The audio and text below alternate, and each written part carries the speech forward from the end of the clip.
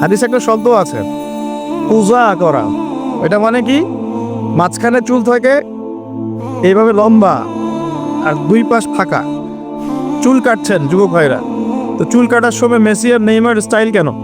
রাসূলুল্লাহ সাল্লাল্লাহু আলাইহি ওয়াসাল্লামের সুন্নত বাবরি চুল নাই, রাখা যাবে? একটা হাদিসে আছে যার চুল আছে সে যেন চুলের যত্ন নেয়।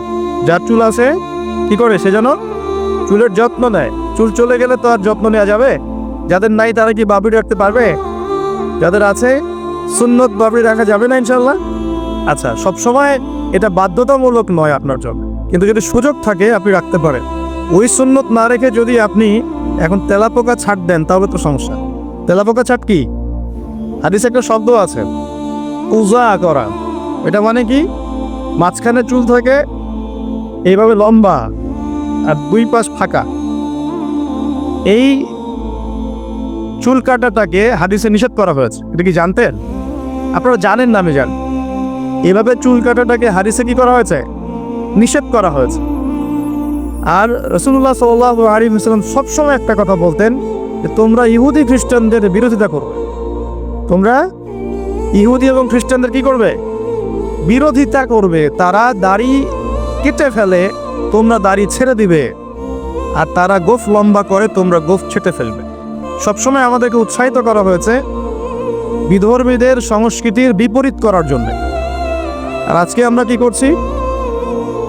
ইচ্ছায় হোক আর অনিচ্ছায় হোক, জেনে হোক আর না জেনে হোক, আমরা কিন্তু বিধর্মীদের আদর্শ এবং কালচারগুলো ফলো করছি না ভাই?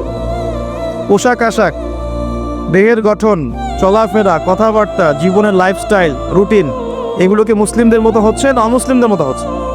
যদি আমরা দাড়ি রাখি, রাসূলের সুন্নাহ মতো দাড়ি রাখি, মাশাআল্লাহ। আর আমি যুবক ভাইদেরকে রিকোয়েস্ট করব, যাদের দাড়ি নাই বা দাড়ি শেভ করছেন, আজকের লেকচারের পর থেকে দাড়ি আর শেভ করেন না। ওয়াদা করছেন ইনশাআল্লাহ? এতে করে আপনি প্রতিদিন সকালবেলা উঠে রাসূলুল্লাহ সাল্লাল্লাহু আলাইহি ওয়াসাল্লামের সুন্নতকে জবাই করছেন না? ধারালো অস্ত্র দিয়ে আপনি প্রত্যেক দিন সকালে উঠে রাসূলের সুন্নতটাকে কি করছেন? জবাই করছেন। কাজটা ভালো হবে কি?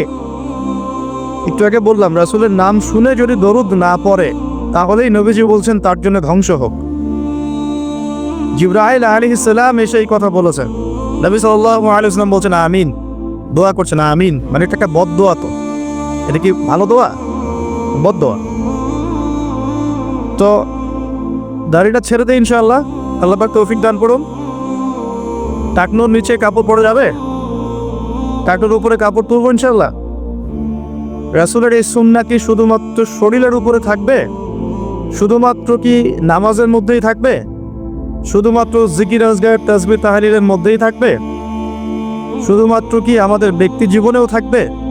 নাকি জীবনের প্রত্যেকটা ক্ষেত্রেই সুন্নত বাস্তবায়ন করতে হবে? কোনটা?